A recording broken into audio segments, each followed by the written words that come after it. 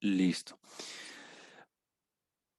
Bueno, entonces vamos a continuar con lo que veníamos trabajando de em, inferencia estadística. Entonces, permítame, antes de iniciar con el tema, recapitular un poco para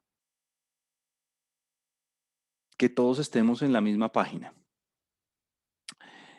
Eh, es muy importante que hagamos este recuento porque vamos a empezar a construir a partir de aquí em, este gran tema de los intervalos de confianza. Hoy vamos a arrancar a trabajar intervalos de confianza. Hoy, con lo que ya tenemos construido hasta ahora, vamos a poder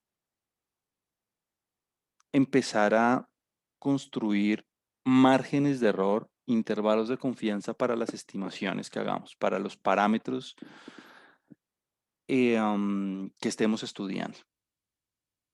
Entonces, ¿en qué veníamos?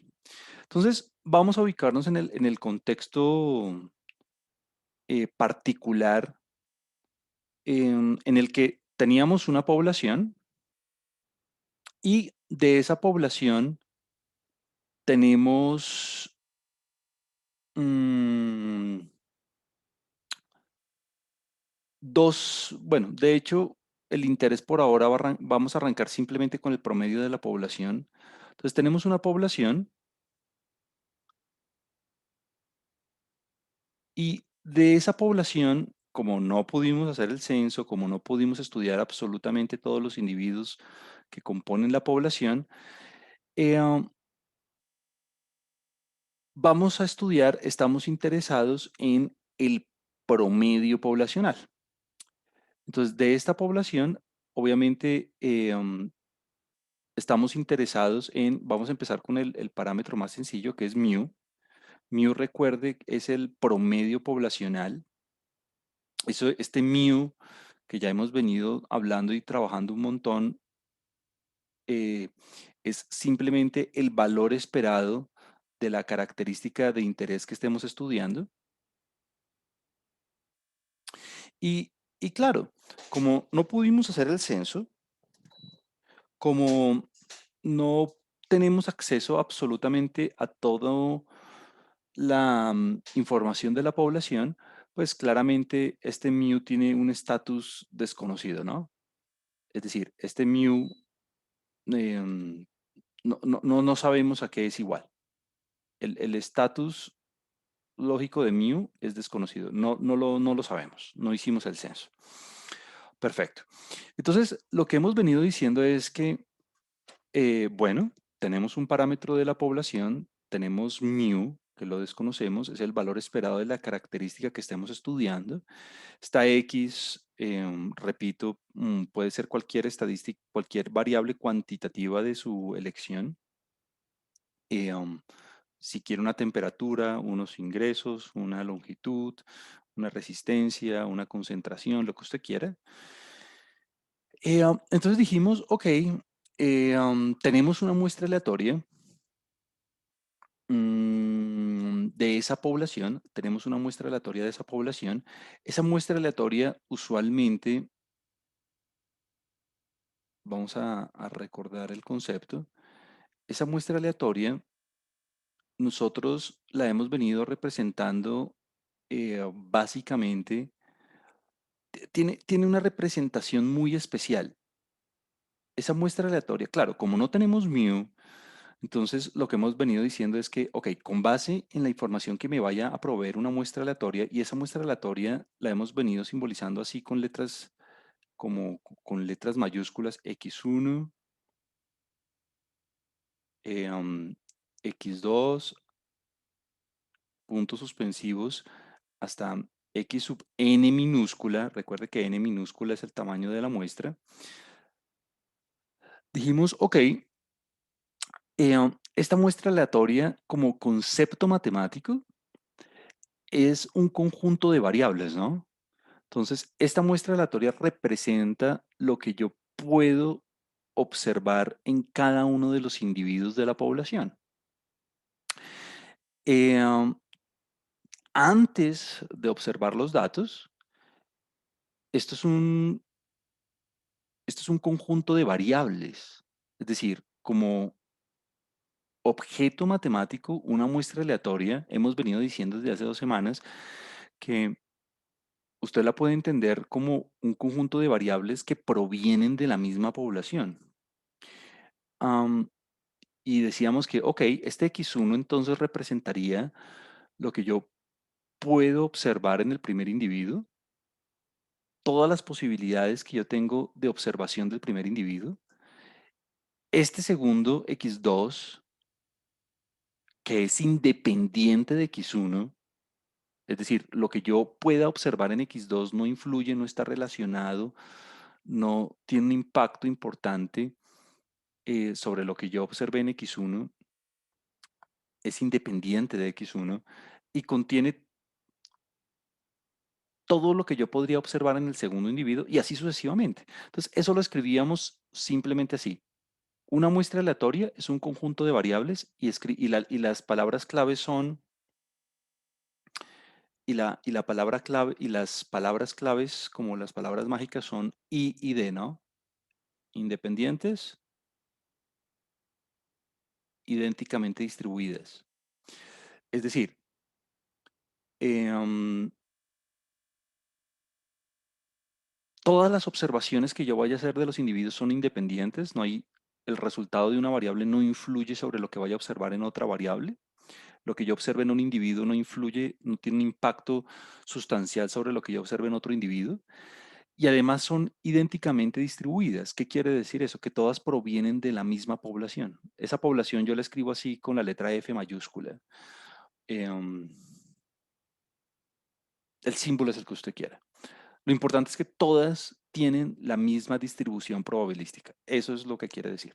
Que si la población es normal, entonces todas tienen población, todas tienen distribución normal. Que si la población es Bernoulli, entonces todas tienen distribución Bernoulli. Mm, y entonces decíamos que, ok, con base en la información de esta muestra aleatoria, yo podía proponer un estimador para mu y el estimador para mu, en este caso, pues el estimador natural, pues si estoy interesado en el promedio de la población, el estimador natural, pues es el promedio muestral, ¿no? Entonces decíamos que el estimador por excelencia para mu, en este caso, que lo simbolizamos así con X barra, sería pues lo de siempre, ¿no? Pues sumo todos los valores de la muestra aleatoria, sumo todos los valores de la muestra aleatoria y divido entre n. Pues lo que es un promedio, ¿no? Fácil. Pero entonces, dentro de lo que hemos venido construyendo es que este estimador no es como concepto, como objeto matemático, el estimador, y hago referencia en la terminación, el estimador no es un valor, es un conjunto de valores, es una variable que depende de la muestra que uno observe. Es decir, este estimador es un conjunto de valores asociados con lo que me podría dar el promedio. Contiene todas las posibilidades de lo que me puede dar el promedio. Y decíamos que es de alguna manera, si usted se lo quiere imaginar, es como un conjunto de un conjunto infinito de valores. Es un objeto contrafactual. Y decíamos que era contrafactual porque de todos esos posibles valores, usted únicamente al final del día iba a observar uno solo. Ese un único valor fue lo que nosotros llamamos una estimación.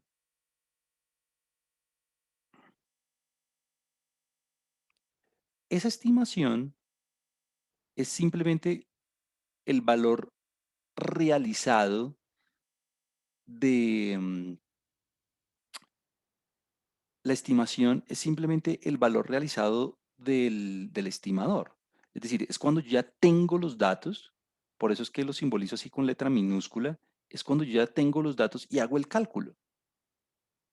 Y bueno, si usted se da cuenta, es la misma, es exactamente la misma fórmula, solamente que lo escribo con letras minúsculas para simbolizar que ya tengo los datos y ya hice el cálculo. O sea, ya esto sí es un valor conocido. Esa es la gran diferencia. La estimación ya es un valor, ya es un número conocido que se sabe qué es, mientras que el estimador no. El estimador es una variable aleatoria, de hecho. Bueno, y todo esto lo mencionábamos la clase pasada para estudiar y para llegar a las siguientes propiedades. Dijimos, ok, mm, claro, cuando yo ya tengo la muestra, pues decir que la estimación de la temperatura de todos los individuos de la población, que era el ejemplo que trabajamos era 36.18, 36.18, perfecto. Esa es la estimación, listo. Se estima en la población que el valor medio de la temperatura de todos los individuos es 36.18. Ah, pues fácil, porque simplemente cogí la muestra y les calculé el promedio a los datos. Sencillo. Pero entonces decíamos, ok, ¿cómo hago yo para calcular entonces? ¿Cómo hago yo para, de alguna manera, cuantificar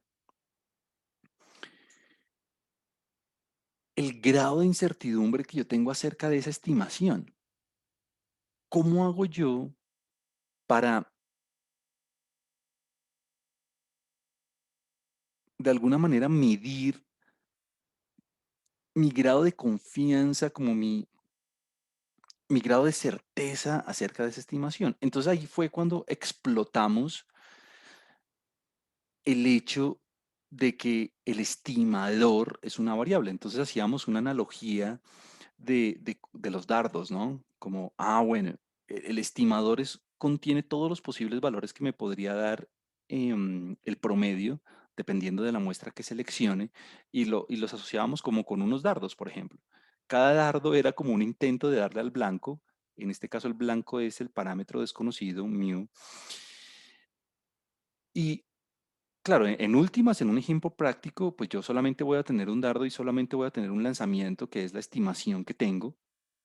Pero para poder cuantificar qué tan concentrados o qué tan cerca eran los lanzamientos de los dardos, vimos varias propiedades acerca de este estimador.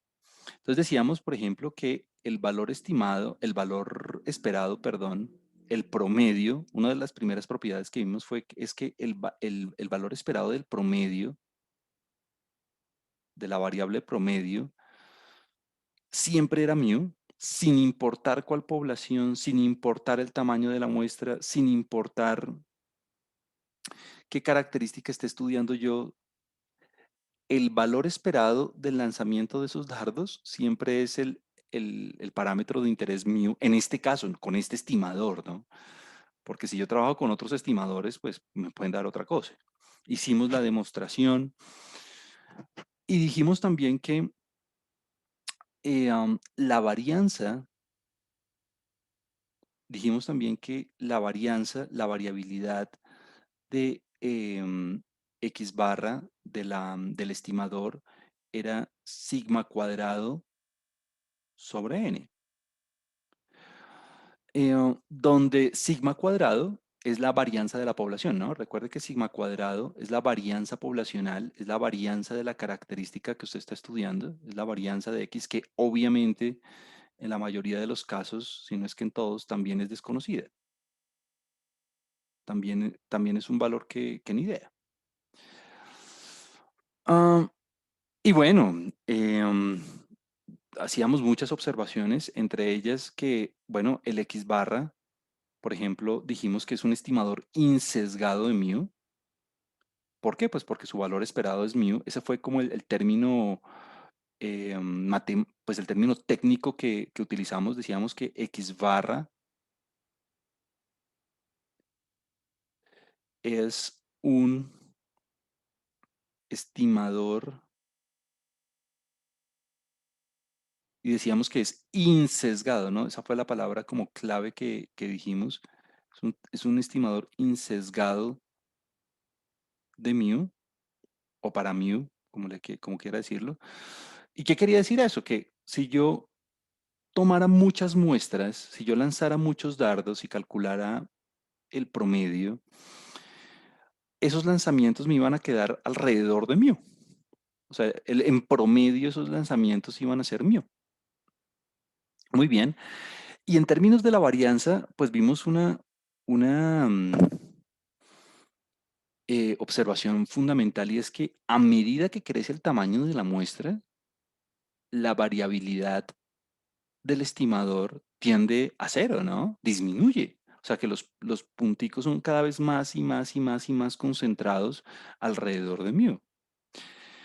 Em, lo cual es muy importante. O sea, ese hecho es demasiado fuerte porque ¿qué quiere decir eso? Que si usted, a medida que usted tiene más y más y más información, a medida que usted tiene más y más y más datos, usted va, cuando haga las estimaciones, usted va a estar más y más y más cerca de mí tanto como quiera, dependiendo del tamaño de la muestra. Obviamente el tamaño de la muestra va a depender de costos, va a depender de tiempos, va a depender del experimento o de la investigación, pero esto es muy reconfortante saber que la teoría concuerda con la lógica y es que entre más datos tenga yo, pues la variabilidad de mi estimador va a disminuir.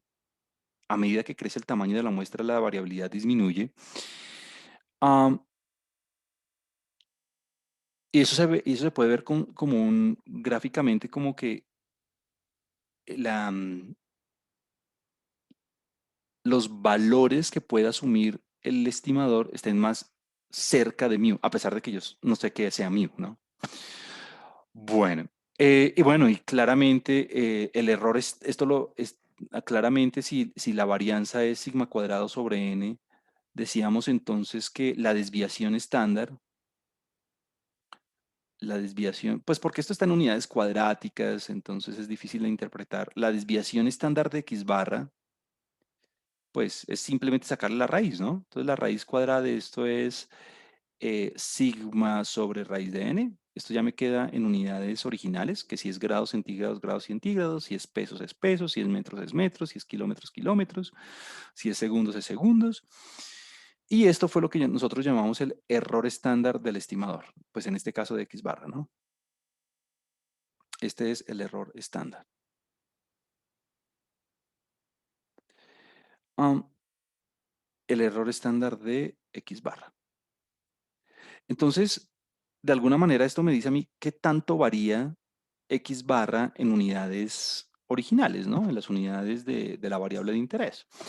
Entonces, mm, usted me puede decir, pero bueno, Juan Camilo, yo el estimado, la estimación la puedo calcular, usted me da los datos, yo los promedio, eso me da el valor 36,18, por ejemplo. ¿Cómo hago para calcular el error estándar? Pues porque el error estándar depende de n, el error estándar depende del tamaño de la muestra. Entonces, si tengo 10 datos, pues bueno, ahí ya puedo reemplazar el raíz de n, pues fácil. Pero sigma es desconocido. O sea, sigma, que es la desviación estándar de la población, bueno, obviamente recuerde que mu es la media y sigma cuadrado es la varianza.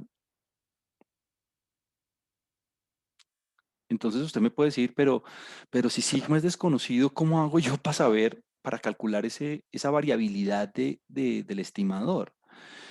Y pues bueno, una de las alternativas que vimos fue, si usted quería una manera fácil de estimar ese error estándar, fue lo que nosotros llamamos, bueno, el error estándar estimado, que usted lo puede lo puede simbolizar así, error estándar, perdón, lo estoy escribiendo al revés. Usted lo puede escribir así, y lo escribí, de hecho lo escribimos así la clase pasada. El error estándar estimado, el error estándar estimado del estimador, en este caso de x barra, es simplemente pues S sobre raíz de n. ¿Y quién era S? Pues bueno, S pues es la estimación, S es el estimado de la desviación estándar, ¿no? Entonces, S am, es, si usted quiere lo puede escribir, le voy a escribir la fórmula, es mm, escribámoslo aquí, la raíz cuadrada de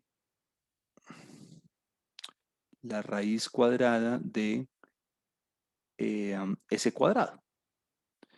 Y obviamente ese cuadrado, pues es la varianza de la muestra, pero entonces es el valor estimado, ¿no? Em, que era lo que veníamos diciendo que 1/n-1 por la sumatoria de xi menos x barra, todo al cuadrado. O sea, como la varianza de la muestra, lo de siempre. Pero entonces varios comentarios aquí. Bueno, primero, esta es una varianza calculada, es decir, mire que tiene letras minúsculas, lo que quiere decir que este es un valor conocido. O sea, yo cojo la muestra y le saco la varianza y luego la desviación estándar, eso es conocido. Eso es una estimación. Es decir, es más, si usted lo quiere escribir así, también es posible. Este es el estimado de la varianza poblacional, si usted lo quiere escribir así. Es decir, esta es, esta es la estimación. Esta es la estimación, mire que termino con la letra, con ción, la estimación de sigma cuadrado. Ah, y como ese ya es un valor conocido, pues usted lo puede meter ahí y ya eso le da, y lo hicimos la clase pasada. Aquí Hugo hace un comentario. La desviación estándar sería qué tan lejos están los promedios. Sí, pero vamos a aclarar lo siguiente. Es un muy buen comentario.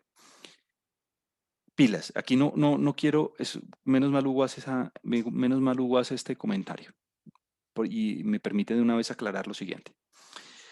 Esta S, esta S mide la dispersión, mide qué tan lejos están, como dice Hugo, que es una jerga coloquial, pero está perfecto. ¿Qué tan lejos están los datos del promedio? La S. ¿Qué tan lejos están los datos del promedio? Esa es la S, la estimación de la varianza poblacional. Bueno, de la desviación estándar. Ese cuadrado es la estimación de la varianza poblacional. El error estándar, el error estándar es lo que dice Hugo. El error estándar mide, cuantifica qué tan dispersos están los valores del promedio, los posibles valores que puede asumir el promedio. Correcto. El error estándar mide la dispersión del estimador. El error estándar mide qué tan lejos están los posibles valores que podría asumir el promedio. El error estándar es la variabilidad, cuantifica la variabilidad en unidades originales, en unidades estándar, de los posibles valores que pueda asumir el promedio. Entonces, así nomás yo no lo puedo calcular, porque pues obviamente depende de sigma, y yo sigma no lo tengo, me toca estimarlo también. Y lo hicimos la clase pasada. La clase pasada hicimos un ejemplo donde estimamos un error estándar. Pues que pues no es nada del otro mundo, ¿no? Simplemente coja la desviación estándar de los datos y divídalo entre n, punto. Y finalmente hice todo este recuento para decir que también hablamos de el teorema del límite central. Cuando hablábamos del teorema del límite central, que yo decía que era como una de las cosas más importantes de este curso, decíamos que el teorema del límite central le dice a usted que el promedio va a tener distribución normal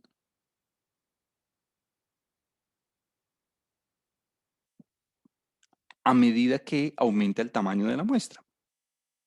Eso lo podemos escribir matemáticamente, sí. Eh, ¿Cómo lo escribimos así bonito? Lo podemos escribir aquí debajo, cuando n tiende a infinito. Ese n tiende a infinito, no lo tome literal en el sentido que, pues claro, usted en últimas jamás va a tener una muestra de tamaño infinito. No, pues imagínese una muestra de tamaño infinito, pues eso es un censo, pues. No. ¿Esto qué quiere decir? Que para n grande, es eso lo que, eso es lo que quiere decir esto. Si n es grande, y tuvimos la discusión de qué quiere decir grande, grande en los textos, digamos, clásicos, en la literatura, digamos, eh, um, convencional, el grande se entiende como un n mayor o igual a 30. Mm, pero decíamos que eso depende mucho de la población, ¿no? ¿Por qué? Porque si su población es más o menos simétrica, si su población es más o menos simétrica, pues el tamaño de la muestra puede ser de 5, de 10. Pero si usted tiene una población muy sesgada, con unas colas gigantescas, pues ahí el tamaño de la muestra tiene que ser, no sé, de 50, de 100. Todo depende de la población, pero el 30 es la convención. Entonces, ¿qué quiere decir esto? Que si el tamaño de muestra es grande, el promedio de la muestra, si yo graficara de alguna forma el histograma o si yo hiciera eh, um, la distribución del promedio, me va a quedar así, como una distribución normal.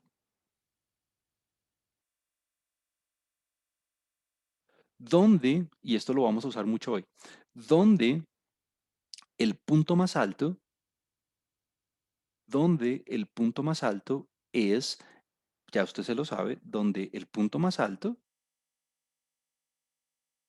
es mu. ¿Por qué el punto más alto es mu? Ah, pues porque usted ya sabe que el valor esperado de x barra es mu. Entonces usted ya sabe que el valor esperado del punto más alto de esa distribución va a ser mu. Y la varianza, pues ya también se la sabe, sigma cuadrado sobre n. Recuerde que el primer valor es la media y el segundo valor es la varianza. Entonces, obviamente, entre más grande sea el tamaño de la muestra, pues esta curva va a estar más apuntada o más aplanada. Es decir, entre más grande sea el tamaño de la muestra, el grado de concentración alrededor de mu va a ser más alto o va a ser más bajo. Pues, por lo que hemos venido diciendo, entre más grande sea el tamaño de la muestra, pues la curva va a estar más apuntada, va a estar más concentrada alrededor de mu. Si usted tiene un tamaño de muestra bajito, pues la curva se va a ver bien aplanada porque hay mucha variabilidad, los dardos no están concentrados alrededor de mu. Y entre más grande sea el tamaño de la muestra, pues los dardos van a estar más concentrados alrededor de mu, van a estar más cerquita a mu, que era lo que decía Hugo un poco de qué tan lejanos están los datos de los posibles valores del promedio alrededor de mu. Listo. Y pues bueno, esto fue lo que de alguna manera nosotros llamamos la distribución muestral de X barra, ¿no? Este normal es la distribución, así fue que lo llamamos, distribución muestral de X barra. ¿Qué quiere decir eso? Es, si yo graficara todos los posibles valores del promedio, si el tamaño de muestra es grande, me va a quedar como una normal.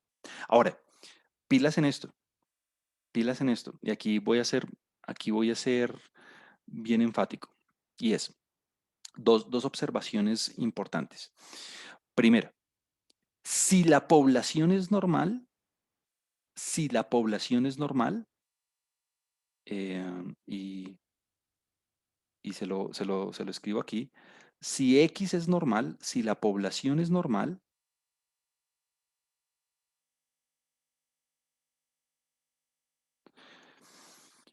em, entonces, si la población es normal, usted no necesita el teorema del límite central. Es decir, si la población es normal, el tamaño de muestra puede ser pequeño, puede ser grande, puede ser lo que sea, porque el promedio muestral siempre va a ser normal, siempre, sin importar el tamaño de la muestra. Y aquí le escribo en el paréntesis, sin importar, sin importar qué tan grande o qué tan pequeño sea, sin importar qué tan grande o qué tan pequeño sea n. Es decir, si su población es normal, usted no necesita una muestra grande para que la distribución muestral de X barra le dé normal. Es decir, si su población, si su característica es simétrica, los posibles valores que del promedio también van a ser simétricos de una, sin importar el tamaño de la muestra. Ahora, si la población es desconocida, ahí sí usted necesita que el tamaño de la muestra sea grande. Si la distribución de X, si la distribución de X es desconocida,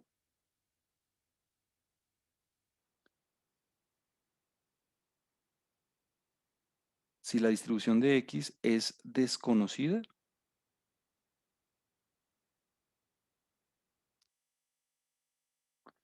es decir, usted no sabe si es normal, usted no sabe si es simétrica, usted no sabe si es sesgada, si es uniforme, si es bimodal, si usted no tiene ni idea, entonces aquí sí le toca, aquí el X barra es normal, X barra tiene distribución normal, siempre que n sea grande. Y esto, pues obviamente, es consecuencia del teorema del límite central. Entonces, esto es muy importante decirlo porque lo que vamos a ver hoy depende de esto. Usted tiene estos dos escenarios.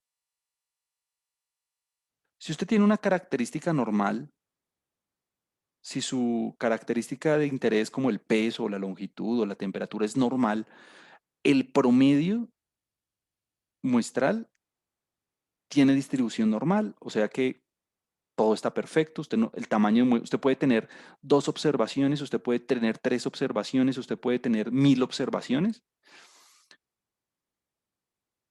su distribución muestral es normal, punto. Pero si la población es desconocida, o sea, si la F es desconocida, si la F mayúscula, ¿no? Si la distribución de la población es desconocida, o sea, si la F mayúscula usted no tiene ni idea que es igual, entonces, claro, el promedio va a ser normal, pero el tamaño de la muestra tiene que ser grande. Entonces, pero entonces el tamaño de la muestra tiene que ser grande. Si no, no es normal. Em, ya usted, surgen dos preguntas naturalmente. Una es, bueno, ¿qué tan, pero por qué me importa tanto que todo sea normal? Ya lo vamos a ver ahorita. Y la segunda es, bueno, ¿qué pasa si la población es desconocida y el tamaño de muestra es pequeño? ¿Qué hago, Juan Camilo? ¿Puedo calcular el margen de error? ¿Puedo calcular los intervalos de confianza? La respuesta es sí, pero entonces los métodos que vamos a ver ahorita no le sirven. Tocaría utilizar otra cosa. Entonces, le voy a dar respuesta a eso, pero bueno, listo. Usted me está diciendo, Juan Camilo, que si X, si la población es normal, si mi característica de estudio es normal, entonces el promedio muestral es normal. Si mi población no es normal, si mi población es desconocida, entonces necesito un tamaño muestra grande para que el promedio sea normal. Pero me va a decir, bueno, ¿y qué? O sea, ¿de qué me sirve a mí que el promedio sea normal? Ah, bueno, esto es lo que vamos, aquí ya empieza la clase hoy. Entonces, necesitamos, entonces vamos a arrancar de aquí. De aquí es donde vamos a arrancar. Entonces vamos a arrancar asumiendo que el promedio tiene distribución normal.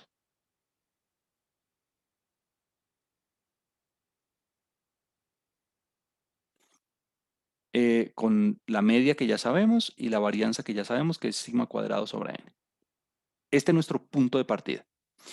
Entonces nos vamos a meter en la cabeza de uno de los estadísticos más prominentes del siglo pasado, Jerzy Niemann, polaco, desterrado entre comillas de Inglaterra, que en Berkeley en los años más o menos 40, 50 hizo lo que vamos a hacer en este momento. Esa idea que tuvo Jersey, fue tan importante, fue tan, digamos, fácil y tan lógica que inclusive hoy en día se sigue utilizando. Eh, um, y la idea es la siguiente. Entonces él dijo, ok, mi punto de partida es que el promedio es normal. Ah, bueno, ¿cuándo el promedio es normal? Eh, um, el promedio es normal, pues si el tamaño de la muestra es grande, y aquí la población no interesa cómo sea, o si la población es simétrica, entonces no importa el tamaño de la muestra, usted tiene que la característica es normal. Listo. Entonces él dijo lo siguiente. Él dijo, mm, ok, em, si esto es cierto, si esto es cierto, y mire la idea tan sencilla que tuvo, fue una idea muy, muy fácil. Y lo bonito de las grandes ideas es que son muy sencillas y al mismo tiempo tienen un impacto increíble. Entonces, él dijo, pues si esto es cierto, entonces si yo calculo esto en términos estándar, lo cual nosotros vamos a llamar con la letra Z, mm, él dijo, ok, si esto es cierto, si yo estandarizo,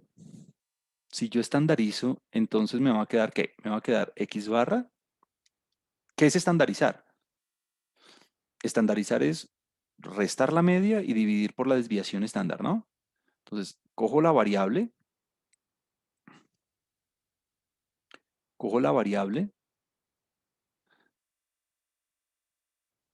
mm, ah, un segundo que esto me está quedando súper feo. Cojo la variable, pilas, la variable de interés es X barra, ¿no? No es la variable original, es X barra. Cojo la variable y le resto el promedio de X barra. Ah, ¿cuál es el promedio de X barra? Ah, pues mío. Por eso fue tan importante haber sabido cuál es el promedio de X barra. Y divido entre la desviación estándar de X barra. ¿Cuál es la desviación estándar de X barra? Ah, la desviación estándar de X barra es sigma sobre raíz de n. Pilas, no es sigma, ¿no? Juan Camilo, pero ¿por qué no escribió sigma? Claro, sigma es la desviación estándar de la población, de la variable original. Esa diferencia es fundamental. O sea, recuerde, mu es la media de la variable original, o sea, de la variable de estudio. Sigma es la desviación estándar de la desviación estándar de la variable de estudio, del peso, de la población, mejor dicho.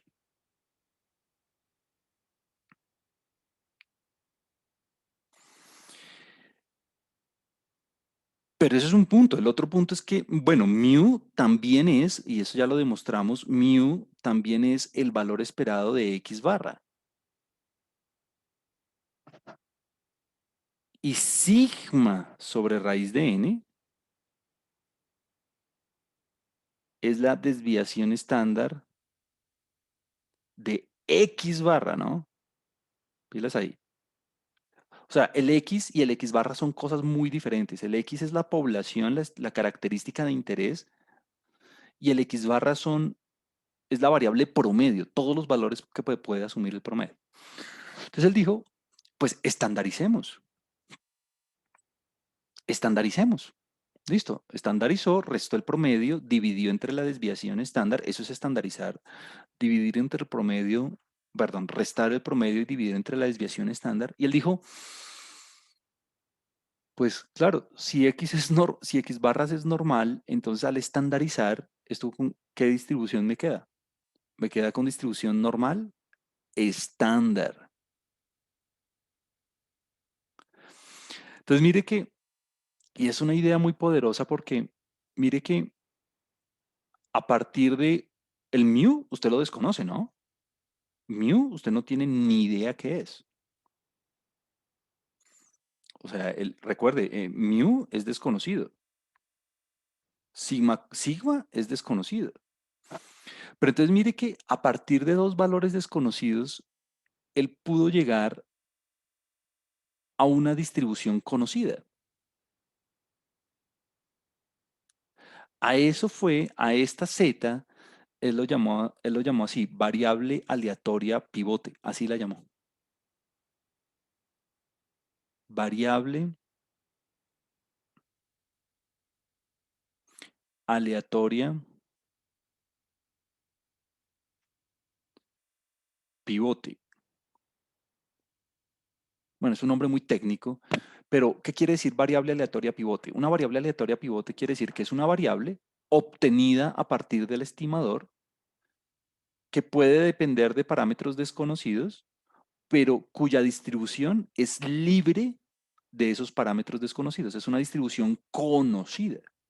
Claro, la distribución normal estándar es, pues, hasta en R la podemos hacer, QNorm. Y la razón por la cual él hizo esto fue la siguiente. Y él dijo, ok, y mire lo poderosa de esta idea. Él dijo, pues,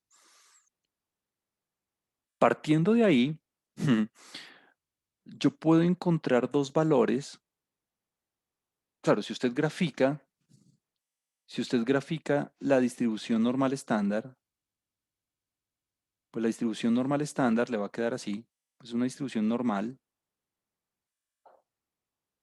Ah, por eso es tan importante que la distribución sea normal, ¿no? La distribución normal estándar es una distribución simétrica donde el punto más alto es cero. Y él dijo, ok, dígame por favor dos valores que tengan, que acumulen dentro el 95% de la información. Es decir, yo quiero que usted me diga dos valores, y esto es muy fácil de hacer en R, ya ahorita lo miramos. Dígame dos valores que por dentro tengan el 95% de los datos, o sea, de los posibles valores estandarizados del promedio. Ya usted se va a dar cuenta por qué. O sea, aquí por dentro, yo quiero que me quede el 95% de todos los posibles valores estandarizados del promedio.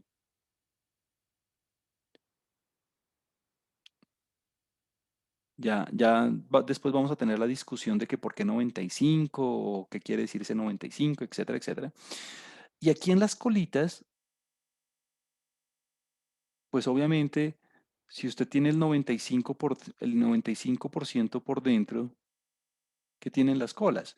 Pues en las colas tiene el 2.5% en una cola y en la otra cola tiene el otro 2.5%, ¿no? Listo. Ahora, pues hacer esto es muy fácil. Y de hecho solamente lo voy a hacer una vez porque ya esto lo hemos venido haciendo demasiadas veces. Yo necesito dos valores que tengan el 95% dentro. Ahora, piensen en lo siguiente, esta Z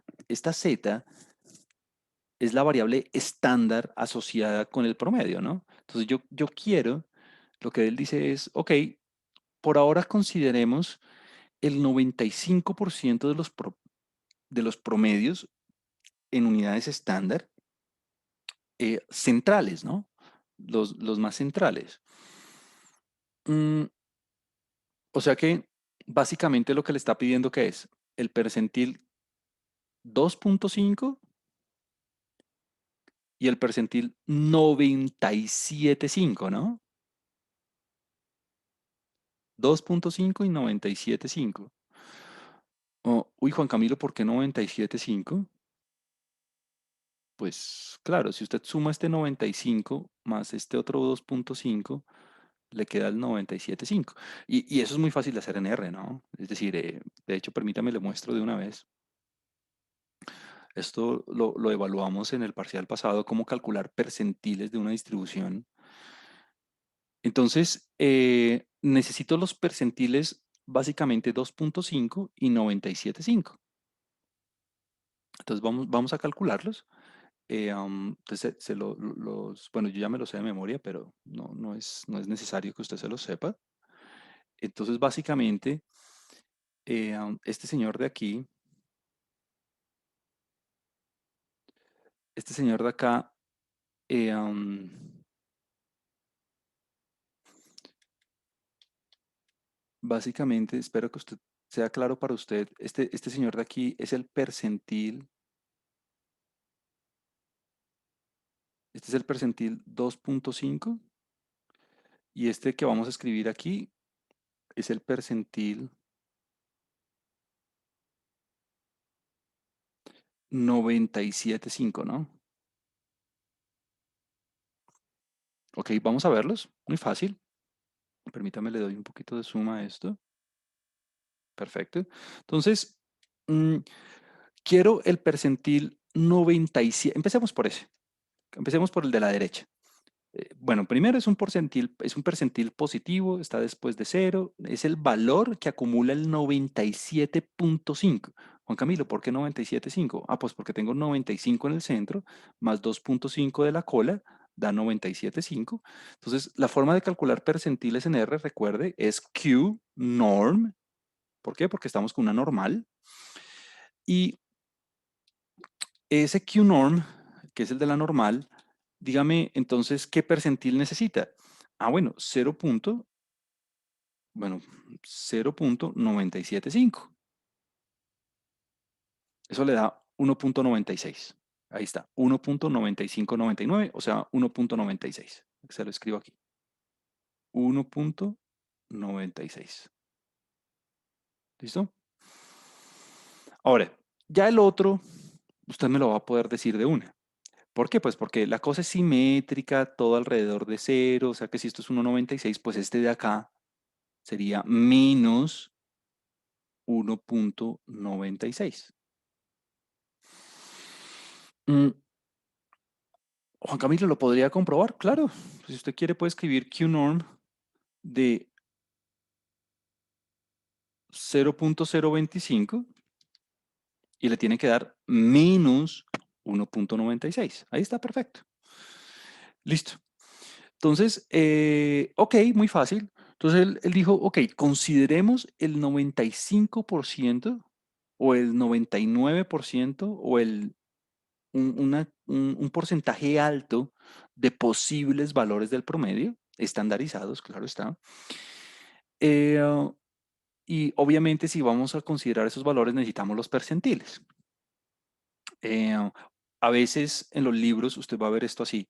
Este percentil usualmente lo simbolizan así, Z 0.025 y este de aquí lo simbolizan así como con una Z 0.975. Así es como simbolizan los percentiles. O sea, en este caso, o sea, la manera matemática de escribirlo es que Z 0.025 es menos 1.96 y Z 0.975 es 1.96. Ok, entonces la razón por la cual se hizo todo eso es una razón muy sencilla. Y esto es algo que voy a hacer una sola vez, que no voy a volver a repetir, porque pues si lo hiciéramos cada vez nos demoraríamos mucho. Entonces póngale mucho cuidado. Y él dijo, ok, pues básicamente lo que tengo es lo siguiente. El porcentaje o la probabilidad de obtener Z entre menos 1.96 y 1.96 es del 95%. Es decir, con una probabilidad del 95%, cada vez que yo estandarice los valores del promedio, se van a encontrar entre menos 1.96 y 1.96. Entonces, mire cómo lo leí. Cada vez que yo estandarice los valores del promedio de la muestra, cada vez que yo haga el proceso de restar la media y dividir entre la desviación estándar del promedio, entre el error estándar, esos valores se van a encontrar el 95% de las veces entre menos 1,96 y 1,96. Por eso es que a este señor, a este 95%, él lo llamó confiabilidad.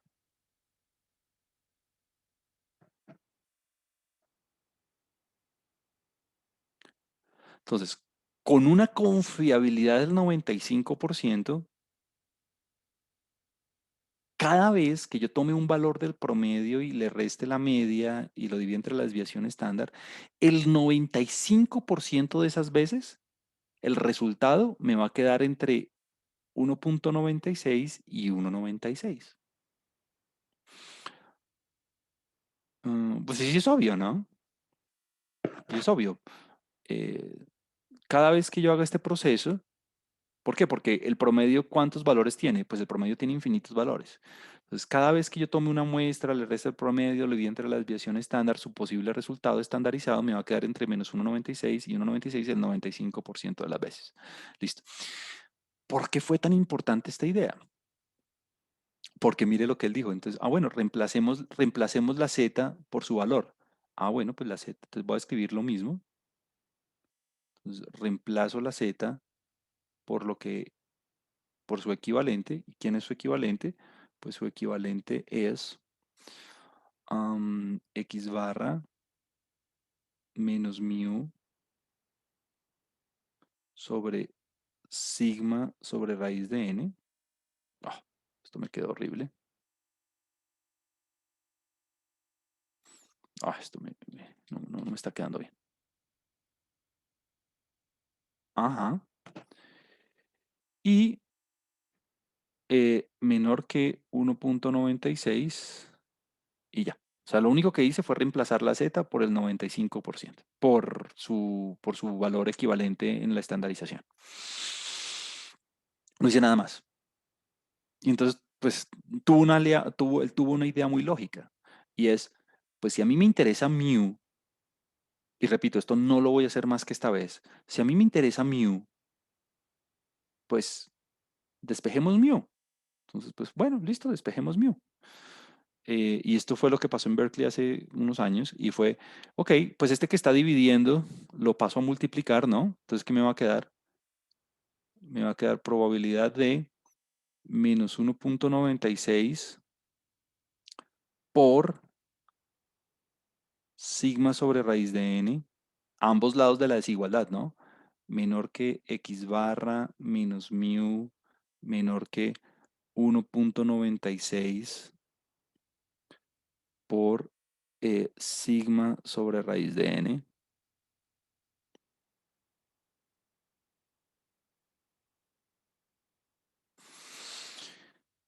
Eh, y alguien me dice, "Uy, Juan Camilo, y claro, usted pasó a multiplicar ambos lados, listo, pero ¿por qué las desigualdades no cambian?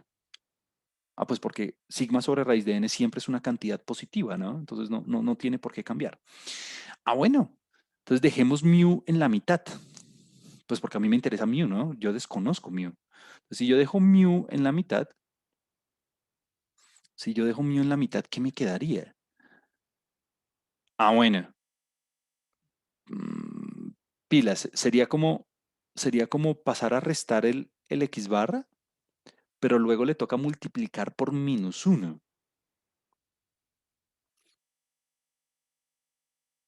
Entonces, pila, aquí vamos a hacer dos pasos al mismo tiempo. El x barra lo voy a pasar a restar a los dos lados, ¿no? El x barra lo paso a restar a los dos lados. O sea que me queda menos x barra. Pero luego al multiplicar por -1, pues porque yo quiero que me quede mu en la mitad, no menos mu, sino mu, pues las desigualdades cambian de orden, ¿no? Entonces lo que me va a quedar es x barra menos pilas, menos, porque el que estaba a la derecha pasa a la izquierda, 1,96 por sigma sobre raíz de n. Y al otro lado me queda x barra más, claro, el que estaba a la izquierda me queda en la derecha, 1,96 por sigma sobre raíz de n.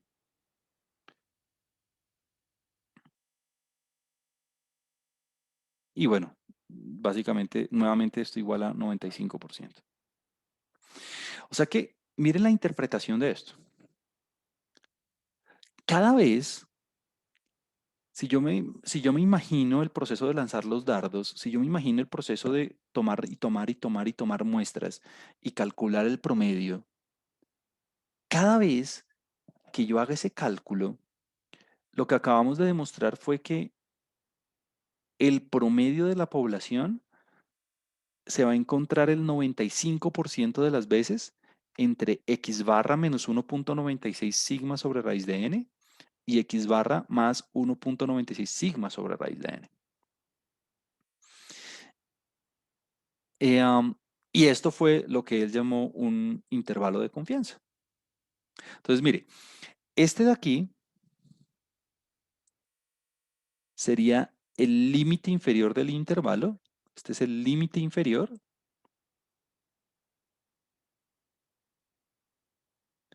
Este de aquí sería el límite superior del intervalo.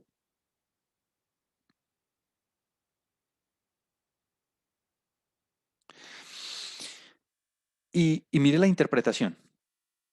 El 95% de las veces que yo tome muestras y les calcule el promedio, en el 95% de esas ocasiones, mu, el promedio de la población, que lo desconozco, que ni idea qué es, se va a encontrar entre el x barra menos 1,96 por sigma sobre raíz de n más 1,96 por sigma sobre raíz de n. Y lo que quiere decir que, pues si usted se está dando cuenta, lo que tiene que hacer es, ¿qué está sucediendo? Lo que está sucediendo es que a la hora de conformar el intervalo, pues básicamente usted se tiene que ubicar en el punto central. El punto central del intervalo es x barra, ¿no? O sea, el estimador puntual. El x barra es el punto central. Entonces, básicamente lo que usted está haciendo es desplazándose para la izquierda y desplazándose para la derecha. Este es el intervalo.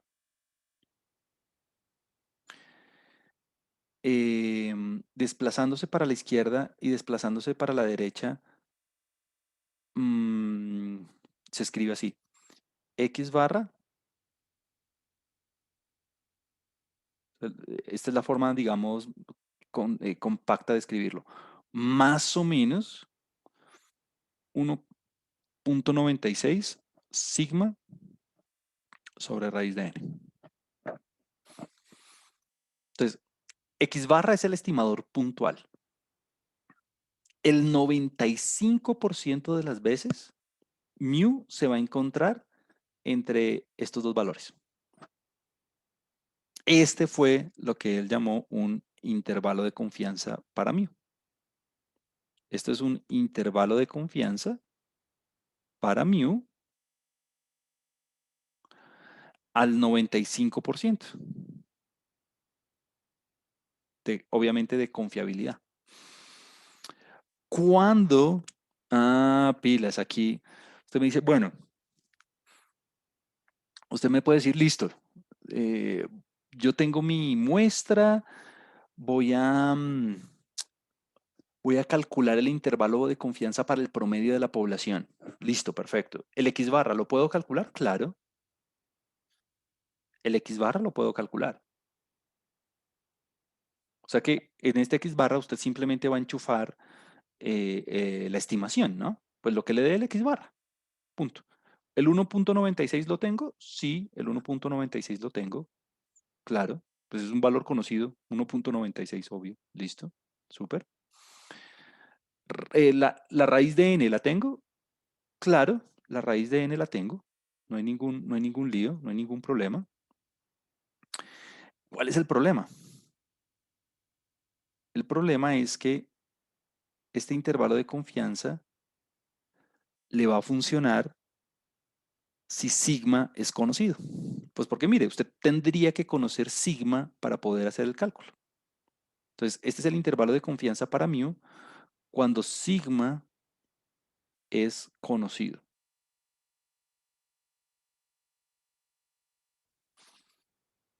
Es decir, si usted de alguna manera supiera, si usted de alguna manera supiera la desviación estándar de la población, entonces calcular el intervalo de confianza para mu sería muy sencillo porque lo único que usted tiene que hacer es reemplazar el sigma aquí. Ah, ok. A este señor él lo llamó margen de error. Este es el margen de error.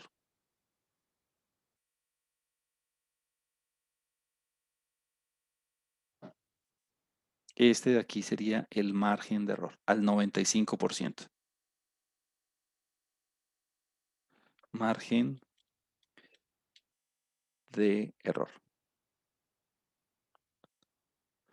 Entonces, mire la lógica. La lógica es, si yo tomara y tomara muestras, si yo tomara y tomara y tomara muestras, el 95% de esas veces, el promedio de la población se va a encontrar entre x barra menos 1.96 sigma sobre raíz de n y x barra más 1.96 sigma sobre raíz de n. ¿Se puede calcular esto? Claro, el x barra usted lo tiene, pues es la estimación 36.18, lo que nos dio la vez pasada, por ejemplo. La n usted la tiene. Lo que potencialmente podría ser un conflicto sería sigma. Si sigma es conocido, pues bueno, usted lo enchufa ahí y listo, lo calcula ya. Si sigma es desconocido, como ocurre en la mayoría de las veces, pues ya ahorita le digo qué tiene que hacer. Pero asumamos por un momento que sigma es conocido. Asumamos por un momento que la variabilidad de la población es conocida. Entonces, pues ya, usted simplemente calcula eso y usted dice, ah, bueno, con una confiabilidad del 95%, el promedio de la población se va a encontrar entre tanto y tanto. Y usted reemplaza y se acabó el problema. Ahora, ¿cómo se vería esto gráficamente? Pues aquí usted lo tiene. Mire, este dibujo a mí me gusta mucho porque es un dibujo donde ilustra lo que está pasando. Esta línea vertical negra es el valor del promedio poblacional, que es desconocido, que es desconocido. ¿Listo? En este caso me da 0.15, digamos. El promedio de la población es 0.15, es un valor desconocido, es como el blanco, es el blanco. ¿Listo? ¿Qué quiere decir ese 95%? Ese 95% quiere decir que cada vez que yo calcule cada vez que yo tome una muestra de la población, yo le puedo calcular el promedio. Ah, bueno, mire, los promedios son estos punticos en azul, los punticos negros ahí redondos en azul, esos son los promedios. Ah, esas son las estimaciones. Mire que las estimaciones están alrededor del promedio, están alrededor del blanco. ¿Sí se da cuenta? Cada vez, cada puntico azul es un lanzamiento de un dardo. Y mire que todos los lanzamientos de los dardos, algunos me dan en el blanco, algunos me dan exactamente en el blanco, otros unos a la izquierda, otros a la derecha, unos a la izquierda, otros a la derecha. Listo. Luego calculamos el intervalo, o sea, luego calculamos el límite inferior y el límite superior. Entonces, ahí está el intervalo en cada caso. Ahí está el intervalo en cada caso. El 95% de estos intervalos contiene el valor verdadero. Usted se da cuenta que hay unos en rojo. Ah, mire que esos en rojo no contienen el valor verdadero, ¿no? Eso quiere decir la confiabilidad. La confiabilidad de un intervalo de confianza, la confiabilidad de un margen de error, es el porcentaje de intervalos que contendría el valor verdadero del parámetro si yo repitiera el proceso una y otra y otra y otra y otra y otra y otra vez. En la vida práctica, obviamente, en los casos aplicados, ¿cuántos de estos intervalos usted va a tener? Una. Usted tiene un solo dardo. Usted tiene un solo lanzamiento. Piénselo. Y usted, al hacer ese lanzamiento, usted sabe si le pegó al blanco o no. Jamás lo va a saber. Porque obviamente la línea negra usted jamás sabe qué es. Esto es lo que ocurriría esto es lo que dice la teoría. Lo que dice la teoría es que si usted tiene el valor del promedio, o sea, la línea negra, el blanco, al lanzar muchos dardos, pues claro, todos los dardos le quedan alrededor de la línea negra. Algunos le pegan en el blanco exactamente, otros no. El 95% de esos intervalos va a contener el valor verdadero. Pero cuando usted ejecute el procedimiento, cuando usted tome una muestra, cuando usted lance el dardo, a usted le pueden pasar dos cosas.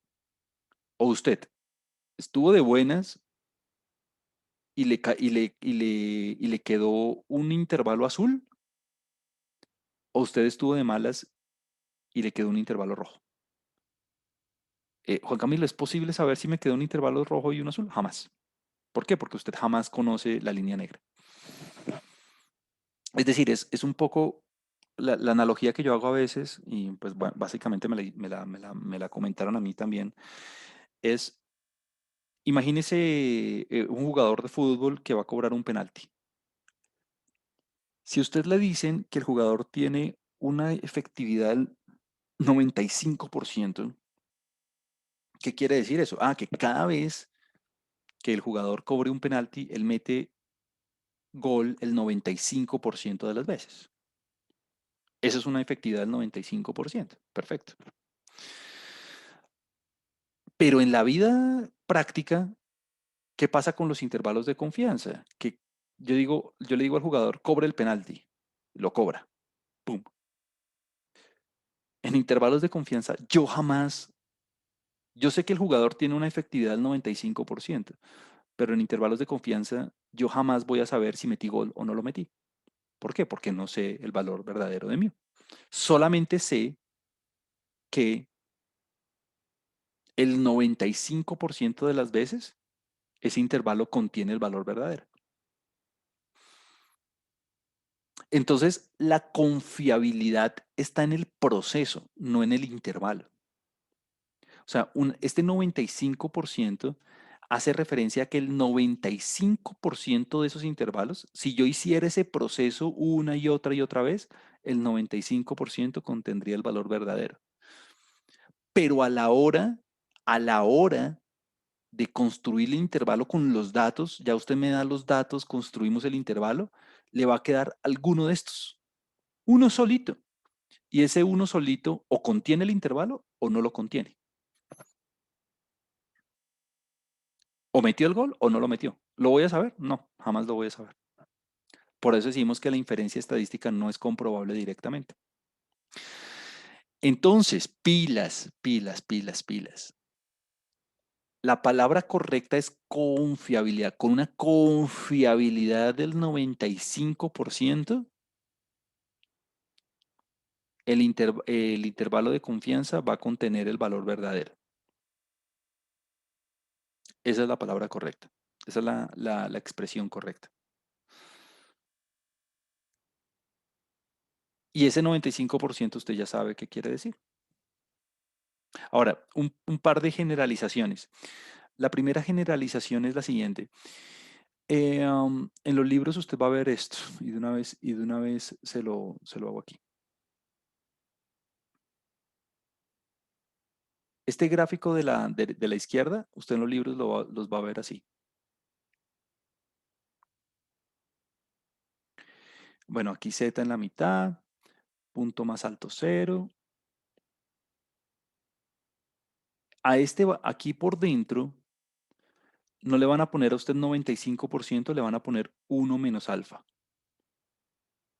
1 menos alfa es la confiabilidad. O sea, este 95% es uno menos alfa.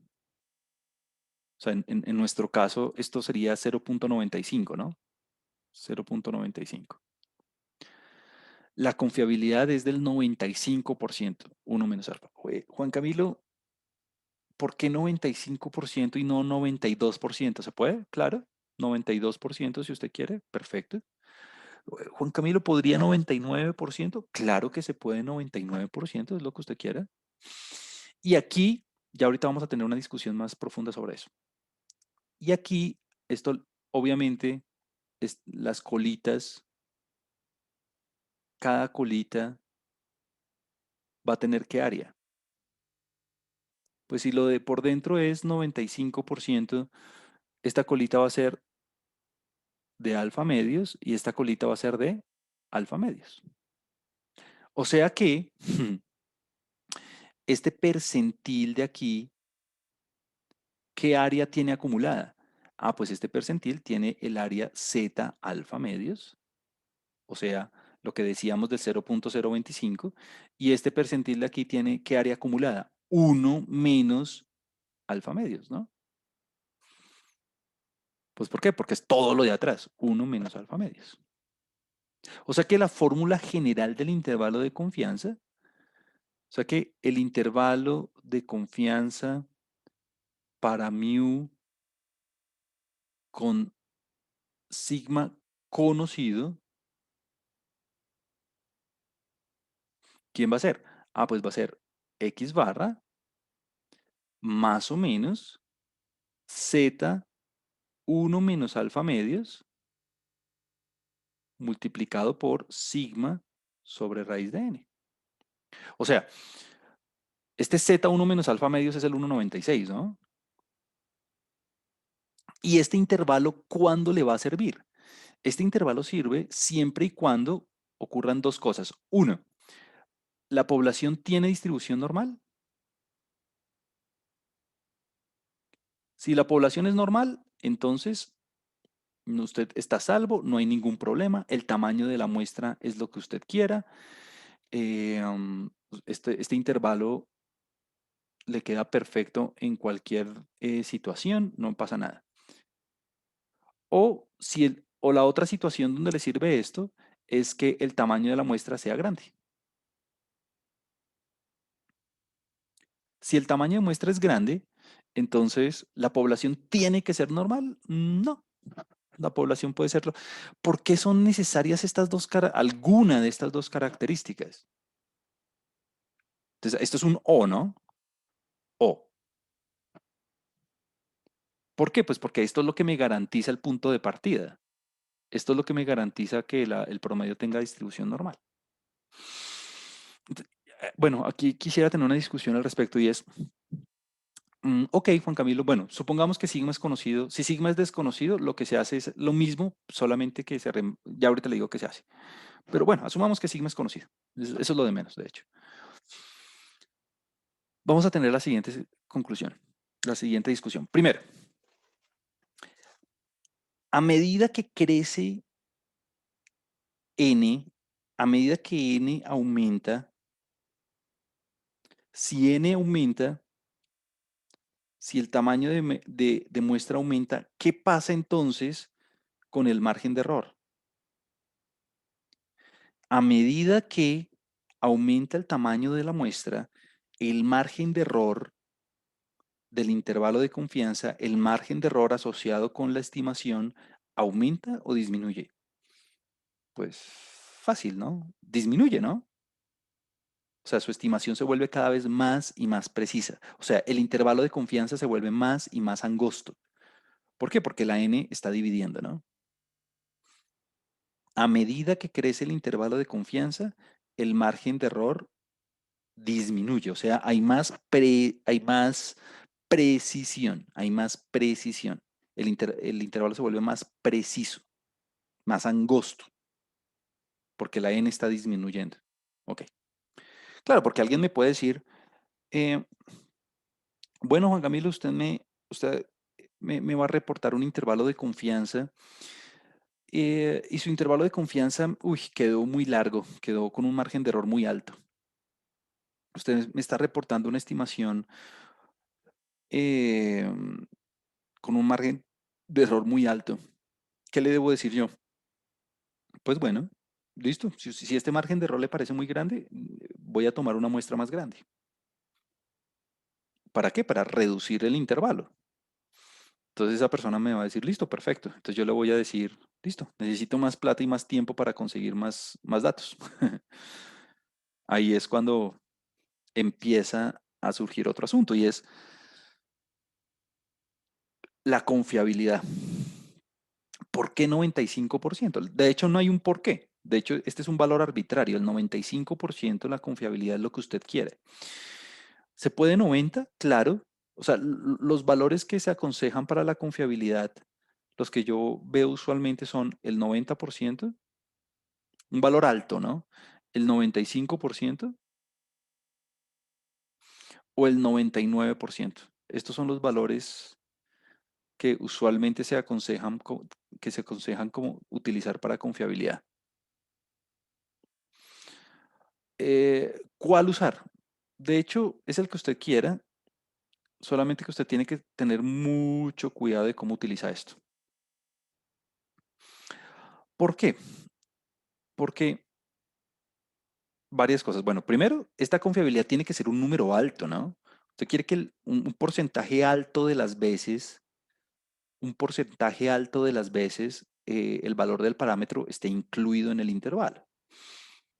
Usted necesita una alta confiabilidad, entonces del 90 para arriba es lo que quiere. Usualmente 90, 95, 99. Se podría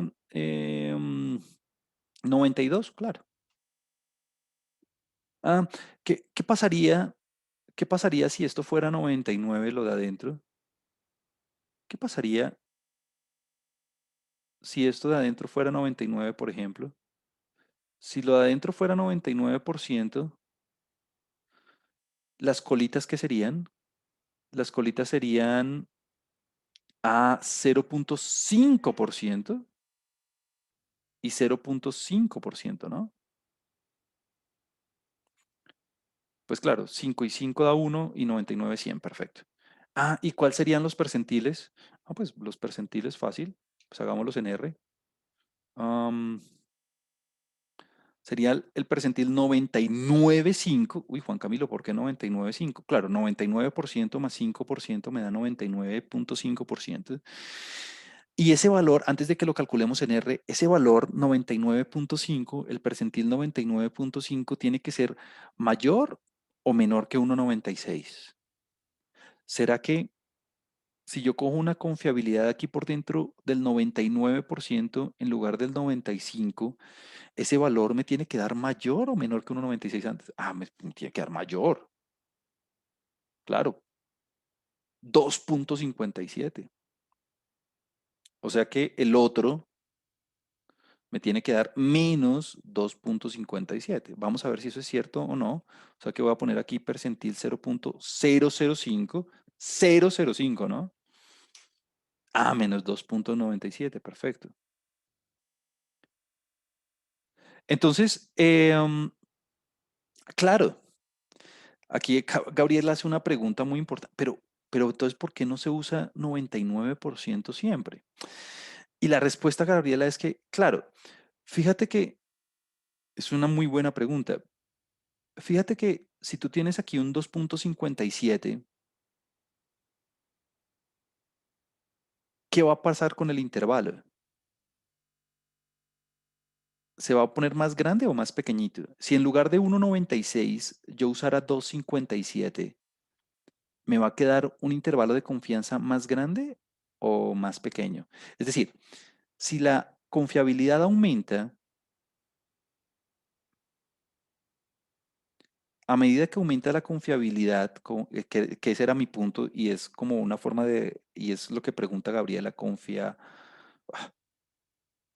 tengo que escribir bien, lo vamos a escribir aquí. A medida que aumenta la confiabilidad, entonces, a medida que aumenta la confiabilidad, ¿qué va a pasar con el margen de error? ¿Aumenta o disminuye? A medida que aumenta la confiabilidad, pues ya vimos, ¿no? el percentil en lugar de 1,96 se va a volver 2,57. ¿Listo? O sea que el margen de error me quedó más grande o más pequeño, manteniendo, obviamente manteniendo lo demás constante, ¿no? Si yo el 1,96 lo cambio por un 50, se vuelve mayor. O sea que me va a quedar un intervalo más largo, menos preciso. O sea que esto quiere decir que la precisión aumenta. Cuando el margen de error disminuye, la precisión aumenta. Cuando el margen de error aumenta, quiere decir que la precisión disminuye. Entonces, por eso, Gabriela, es que no siempre se utiliza el 99%, porque a medida que aumenta la confiabilidad, el margen de error se vuelve más grande. O sea que la precisión disminuye. Mm, o sea que hay que lograr un compromiso. O sea, esto es en inglés el término técnico es un trade-off. Como hay que, el usuario, el investigador, el practicante, el analista tiene que saber qué utilizar dependiendo de lo que tenga. Si a mí me dicen, mire, su, su intervalo de, Juan Camilo, y me ha pasado, su intervalo de confianza es demasiado amplio. Es decir, usted me está dando un margen de error demasiado amplio. Entonces yo le digo, listo, deme más plata y más tiempo, yo consigo una muestra más grande y así su intervalo le va a quedar más pequeño. Entonces lo que pasa usualmente es que como esto está atado a recursos, como esto está atado a tiempo y dinero, pues porque tomar muestras consume tiempo y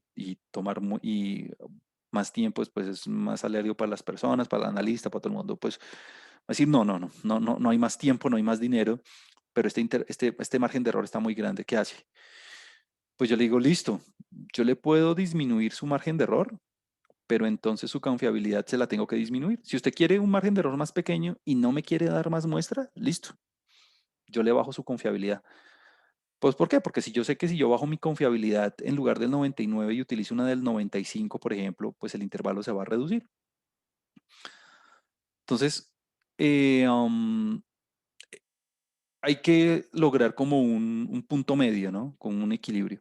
Usualmente el 95% es lo que más se utiliza en las ciencias sociales, en las ciencias económicas, en las ciencias financieras, el 95%.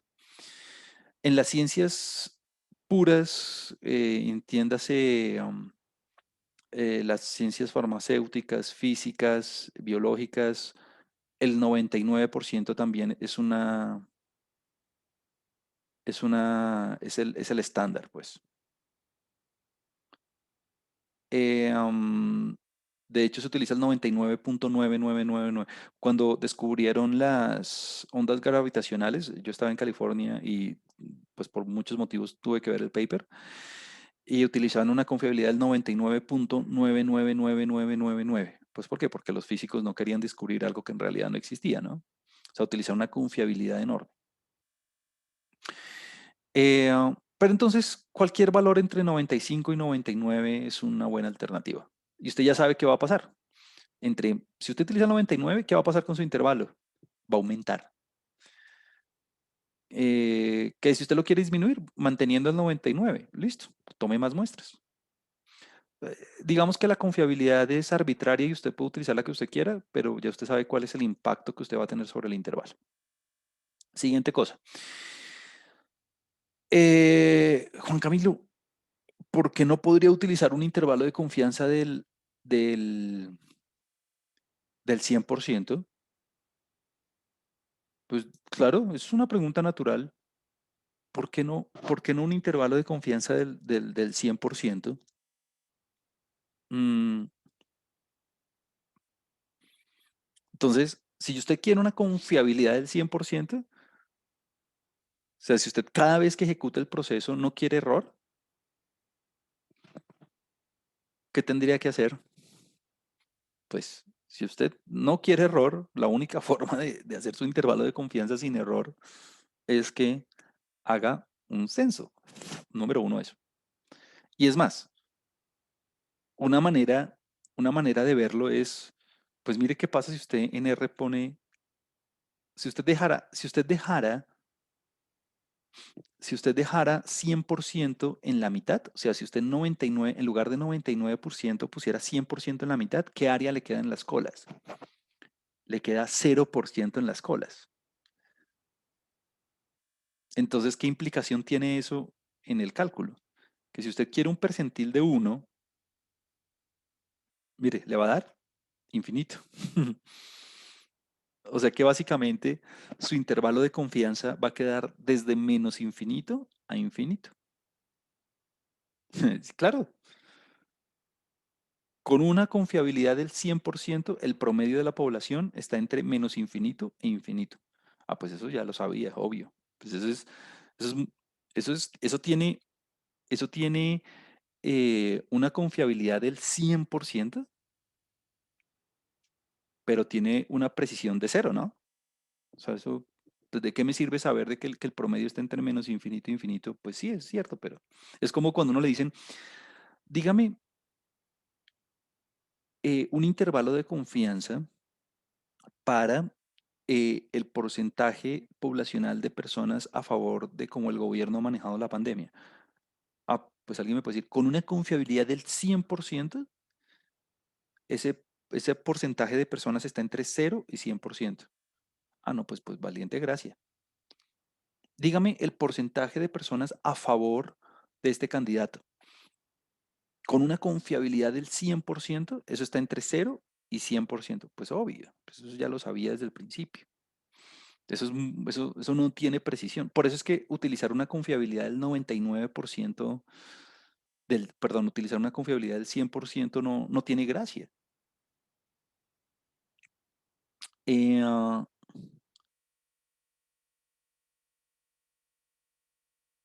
entonces, la confiabilidad usted la va a decidir de antemano, 95-99%, y usted ya sabe el impacto, usted ya sabe lo que sucede cuando, cuando usted hace la elección. A medida que usted aumenta la confiabilidad, su margen de error va a aumentar. ¿Cómo puede contrarrestar eso? Ah, pues aumenta el tamaño de la muestra. Eso es todo. Ok, entonces, bueno, ¿qué vamos a hacer? ¿Qué vamos a hacer la próxima clase? Hoy vimos el intervalo de confianza. Hoy vimos el intervalo de confianza cuando sigma es conocido. Hoy vimos el método del pivote. Este es el método del pivote. Hoy construimos nuestro primer intervalo de confianza. Vimos qué es la confiabilidad, vimos cómo se interpreta la confiabilidad, vimos qué es el margen de error, vimos qué es la, mm, la amplitud del intervalo. Pues obviamente la amplitud del intervalo en este caso es 2 veces el margen de error, pues porque es ubicarse en el estimador puntual y echarse para atrás y para adelante el margen de error. Vimos cuál es el impacto del tamaño de la muestra y de la confiabilidad sobre la precisión. Y ya tenemos un primer método para hacer estimaciones, eh, para cuantificar la incertidumbre relacionada con una estimación. ¿Por qué? Pues porque si usted tiene el estimador X barra, usted dice, ah, bueno, en la estimación de las temperaturas de los individuos de toda la población es del 36,18. Ok, esa es la estimación. Pero ahora dígame el margen de error. ¿Cuál es la incertidumbre asociada con esa estimación? Ah, bueno, con una confiabilidad del 95%, el margen de error le da tanto. Pues obviamente hay que hacer el cálculo y demás. Ese cálculo, hasta ahorita, lo hicimos cuando sigma es conocido y lo hicimos bajo el supuesto de que o la población tiene distribución normal o el tamaño de muestra es grande. Eh, Juan Camilo, ¿qué pasa si el tamaño, si la población es normal y el tamaño grande? Ah, pues está en el mejor de los mundos.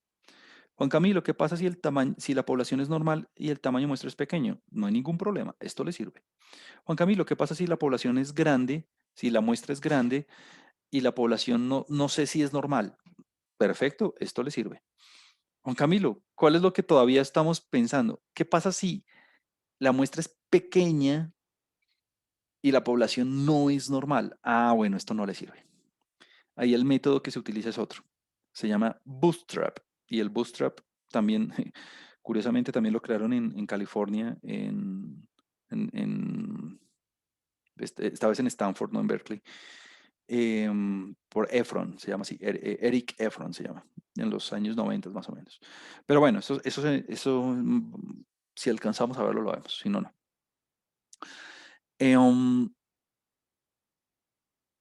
Y aquí quedamos. ¿Qué vamos a hacer la próxima clase? La próxima clase vamos a hacer varias cosas. En primera cosa que vamos a hacer, uy, Juan Camilo, usted me dijo que Sigma era conocido. Usted me acaba de decir que Sigma es conocido. ¿Qué pasa si Sigma es desconocido? ¿Cómo? Que es la mayoría de las veces, ¿no? Yo rara vez conozco la variabilidad de la población. ¿Cómo hago para calcular el margen de error? Y vamos a hacer un ejemplo con numeritos aplicado, pues para que usted, digamos, asimile un poco mejor esto. Pero pues por ahora no me preocupo mucho por eso porque pues la verdad sea dicha, pues aquí únicamente tenemos sumas y restas, entonces como que no, y multiplicaciones, pues porque mire, pues si usted se da cuenta, el margen de error es algo multiplicado por una división, entonces pues las operaciones matemáticas son muy sencillas. Bueno, eso es todo por hoy. Nos vemos la próxima clase.